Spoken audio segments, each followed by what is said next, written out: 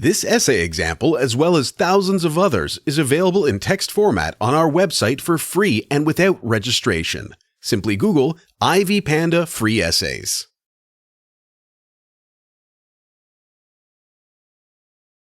Martin Luther King, Jr. was a movement leader fighting for African American rights. He was also an accomplished orator. In 1963, Luther delivered one of his most famous speeches at the Lincoln Memorial, Washington, D.C. The I Have a Dream speech did not gain fame in vain. It caught the world's attention, not because it was about African American rights. It went down in history as one of the best speeches ever delivered. It not only made the world recognize that all mankind is equal, but also drew everyone's attention to its quality of content. After listening to the speech, I go straight to analyze its effectiveness without dwelling on the main content. Watching a video of the speech, I made several observations, which include the following facts. The setting is historical, and the audience is eager and agitated. It is composed of both blacks and whites, though the blacks are prevailing in number. The success of Dr. King's speech can be attributed to the use of various literary techniques. They are used in the speech to capture the attention of the audience.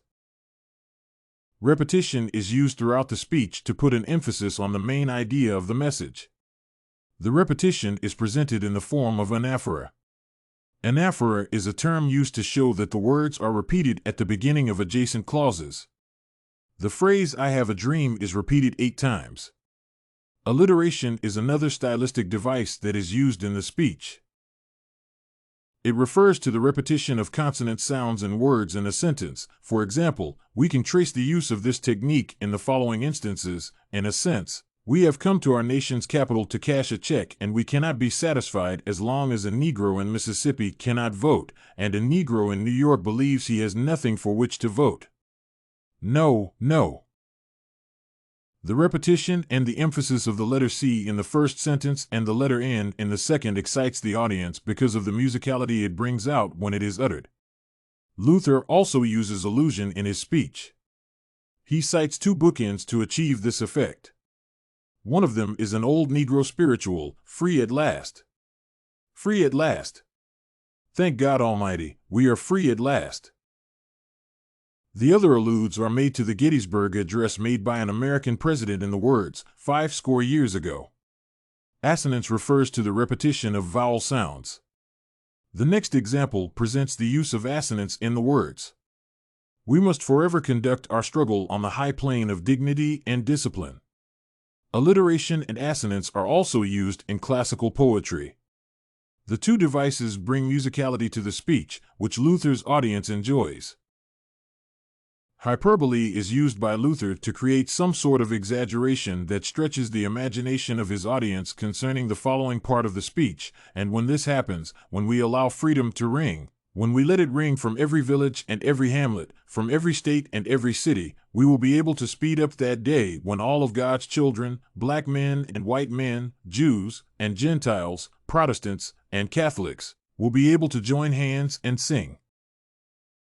With the help of the hyperbole mentioned, Luther makes his audience believe that opposing forces can unite to bring freedom to the whole world. The use of parallelism can be seen in the words, "Go back to Mississippi, go back to Alabama, go back to South Carolina, go back to Georgia, go back to Louisiana, go back to the slums and ghettos of our northern cities," knowing that somehow this situation can and will be changed. With this faith, we will be able to work together, to pray together, to struggle together, to go to jail together, to stand up for freedom together, knowing that we will be free one day. This brings consistency of thought through the use of similar phrases and clauses. In conclusion, I am persuaded to acknowledge the value that literary techniques bring to the speech. They are strategically employed by Luther to enhance the delivery and reception of his message not only to America but also to the rest of the world. If you want to find more works like this essay on analysis of I Have a Dream by Martin Luther King, Jr., head over to ivypanda.com. It has a collection of free samples with thousands of submissions covering virtually all academic subjects. No registration required to access it.